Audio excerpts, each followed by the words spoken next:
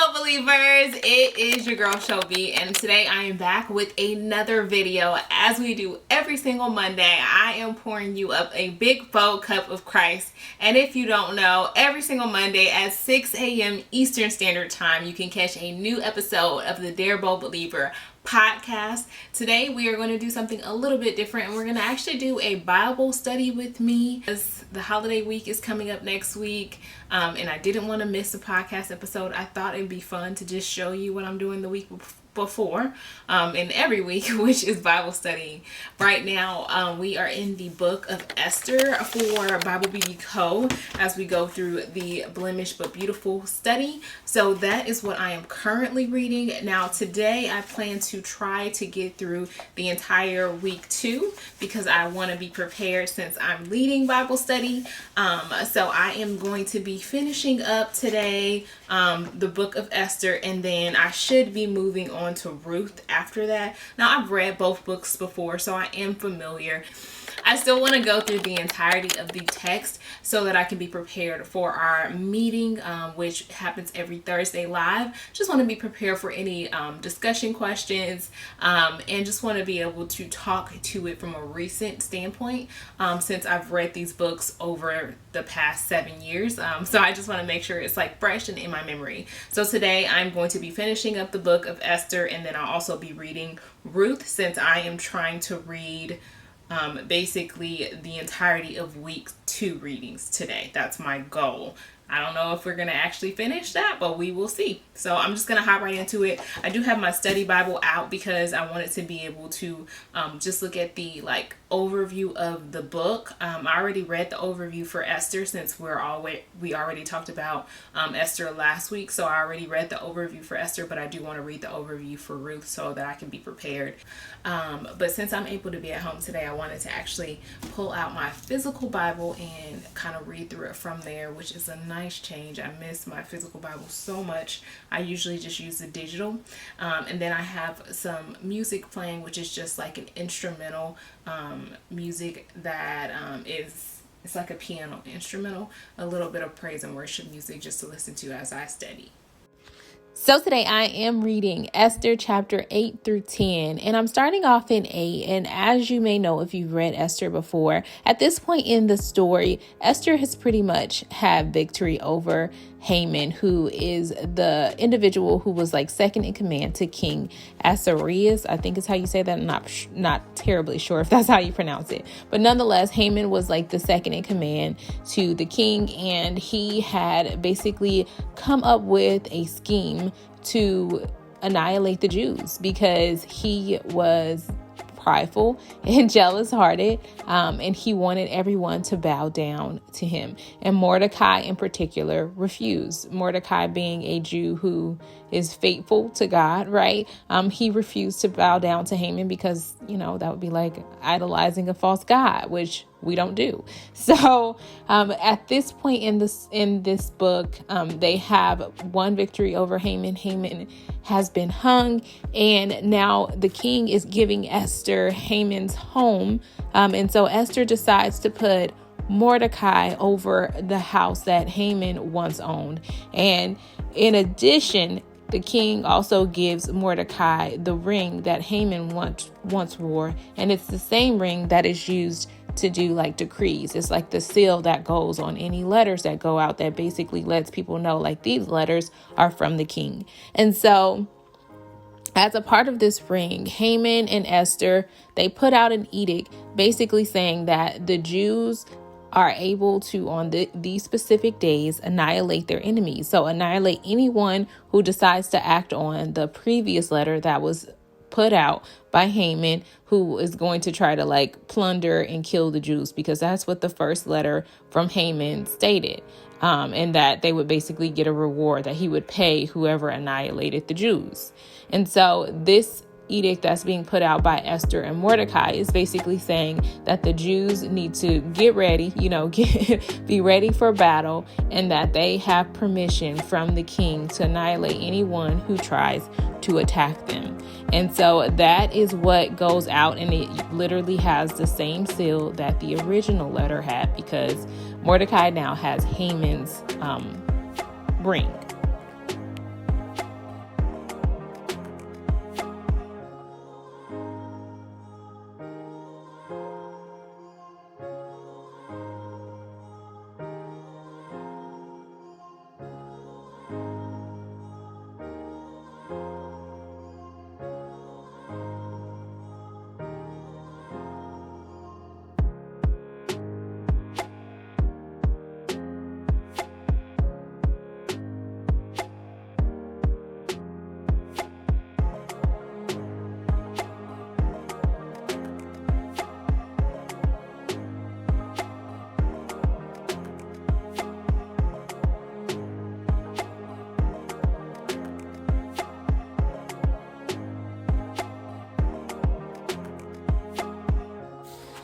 For me, Chapter 8, the best part about Chapter 8 is that Esther is now walking in her true identity. She reveals to the king that she's related to Mordecai and that she is a Jew.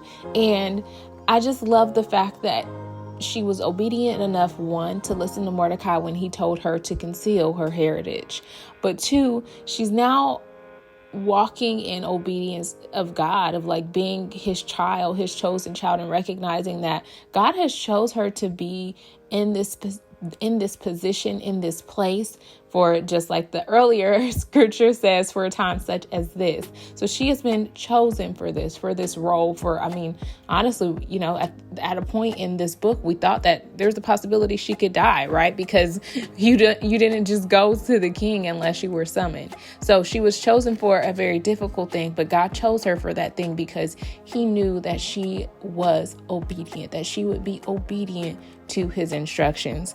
And for me, I love the fact that we see Mordecai literally going from being humble in sackcloth and ashes to being exalted. Like, he is now second in command to the king. He's walking in royal robes. So we go from sackcloth sorry, y'all, I'm butchering that word.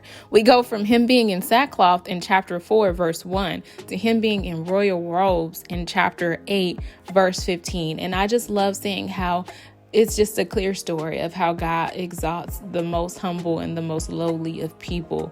And God can do that for anyone and for everyone. And that's why he calls us to be humble, because he wants us to trust the fact that he can exalt us at his appointed time. So when I read Esther chapter 9 and 10, and this is the closing of the book of Esther, this is the end of it. It is the wrap up, which they begin to talk more about, one, how life is going to be lived by Esther and Mordecai now that they have gotten rid of their foe, their enemy, Haman. And a part of that annihilation, that ending of that relationship with Haman, is we see them begin to celebrate. So this book is really about the festival of Purim. So they share about that celebration and really what that celebration looks like for the Jewish people. So that was an interesting aspect of this book overall. It's just kind of the lesson about the festival. My standout verse during my reading for Esther 9 and 10 was actually Esther chapter 10, verse 3. For he sought the welfare of his people and spoke peace to all his people. And that is specifically referencing Mordecai and basically who he has become. And I don't know if I like the idea of saying who he has become, because I think he was always this fair person who was righteous and lived according to the word of God. But now we see him elevated and exalted in this new position, and he has the ability and the power in the king's ear to be able to really make sure the Jewish people in this land are taken care of. And so we see him walk in just that, and it's a beautiful thing.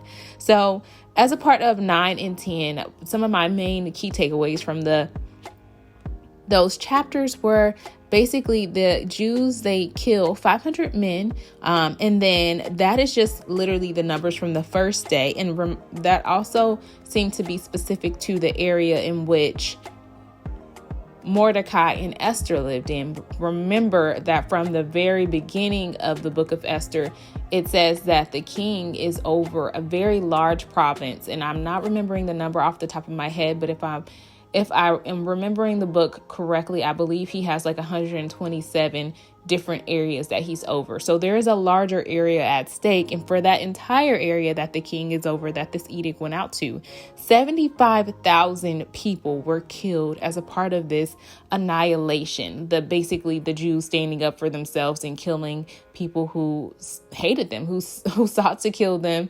Of course, they were acting on instructions from the original edict from Haman, but nonetheless, they were acting, they were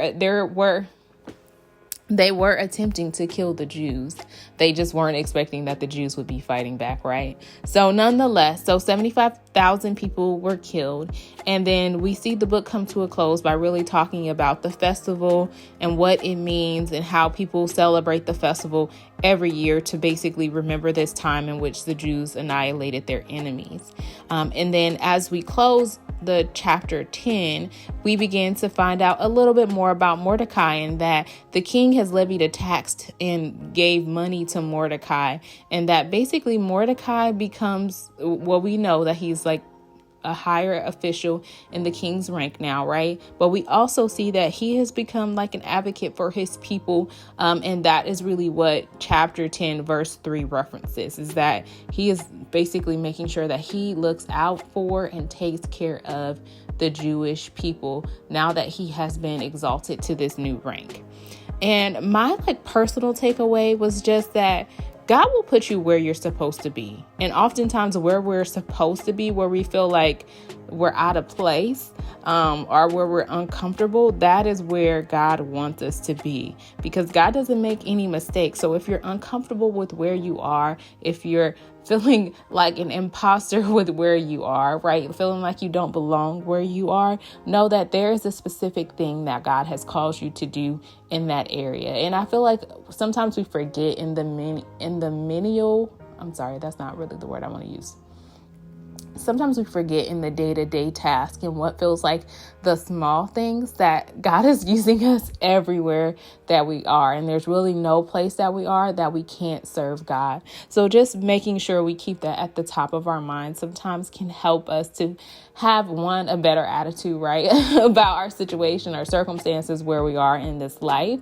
But two, it can also help us to remember the importance of trusting God and allowing him to use us to serve our purpose and walk in the calling that he has created specifically for us.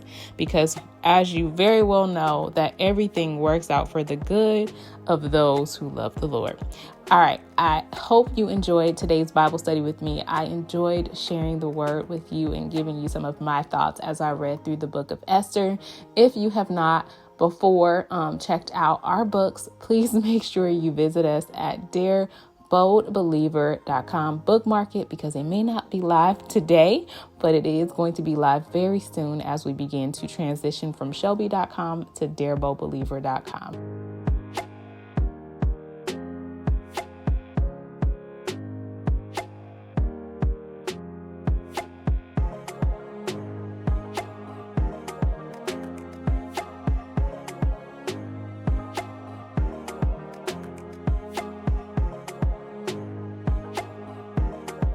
All right, I am finally to a stopping point. I think I've been at it for maybe 45 minutes, if not an hour. Did not do nearly as much as I hoped to. I don't know why I thought that I'd be able to read a week's worth of reading in this short time. I probably could have if I would have just read the books and not did my notes, but I did want to stop to actually do my notes. And there's also reflection questions in this book, so I did not even work on those. I simply just focused on doing my notes from my Bible study, and then I'm going to come back and do the reflection questions later. But I did get through 2 days of Bible study for today. So I read Esther 8 to Esther 10, and then I'll probably read more tonight because I want to be, like I said, prepared for Bible study tomorrow, since we have Bible study live on the Patreon for Bible Beauty Co. And I am leading that, which has been just great. We had such a good conversation last week because this is like my first time facilitating Bible study. I'm probably a more relaxed Bible teacher in that I really just want to facilitate a conversation. I'm not really there to teach. For me, it's more just about us having a conversation. And I'm sorry, that's not true. I am there to teach, to share the word of God. I do that everywhere I go, right? But for me, our Bible study live with Bible Beauty Co., especially on the ones that I am facilitating, it is important for me to make sure I am just leading a discussion, that we all share in the conversation about the word of God, that we all share our knowledge and the wisdom that God has imparted on us, and most of all, that it just be a Holy Spirit filled experience. And that is definitely what last week was. And I know tomorrow night, which is Thursday night, will be the same. I am, of course, filming this in advance, but it is not too late. If you would like to join the Bible Beauty Co. Patreon, please make sure you visit the link in the description box. It is where you can find monthly prayer calls. We are also doing weekly Bible study, and there are also monthly faith guides where we really try to help you live out your faith. And in addition to that, we have some additional benefits for some of the higher tiers, which include industry expert calls, where we are trying to teach women of God who are operating in business how to improve in different areas in their business. So thus far, we have had a social media expert come in. We've had someone come in who's an expert in ads as well as email campaigns. And so we will continue every month to just have individuals who their gifting is a different expertise in business to come in and speak to all of our sisters in the Bible Beauty Co membership. And it's not too late. All of the content that we've done from the start of Bible Beauty Co Patreon to now and in the future will always be available in the Patreon. We have all of the replays on there so you can catch up even if you decide to join now and you weren't initially a member. So I don't want that to sound discouraging. And the same thing goes for Bible study. So even if you're not joining our Bible study live at this very moment,